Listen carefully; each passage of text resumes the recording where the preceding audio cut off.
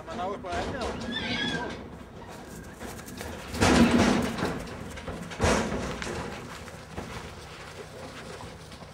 Hvað, hann ætlaði bara að fara inn og keyra? Hann ætlaði ekki komið í próf, sko, bara með svona æfingaskítinni.